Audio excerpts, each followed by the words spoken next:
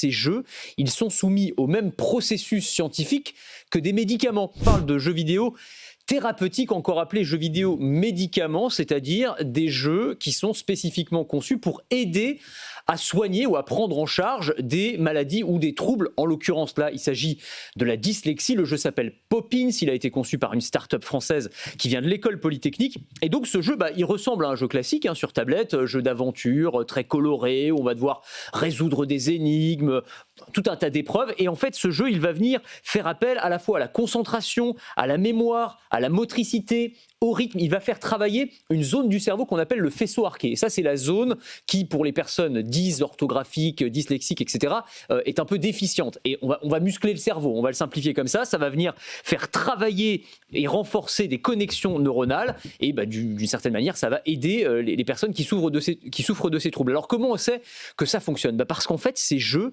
ils sont soumis au même processus scientifique que des médicaments. Ils ont subi des essais cliniques, phase 1, phase 2, phase 3, on en est à la phase 3, donc c'est quand même pas rien. Ils sont considérés comme un dispositif médical aujourd'hui. Ça a été conçu avec des médecins de la Pitié-Salpêtrière, de l'hôpital de la Timone également. Alors, c'est pas encore remboursé par la Sécu, peut-être que ça le sera un jour. C'est remboursé déjà par certaines mutuelles. Ça coûte 26 € par mois, donc c'est pas donné pour un jeu vidéo, mais en tout cas, ça commence à être remboursé.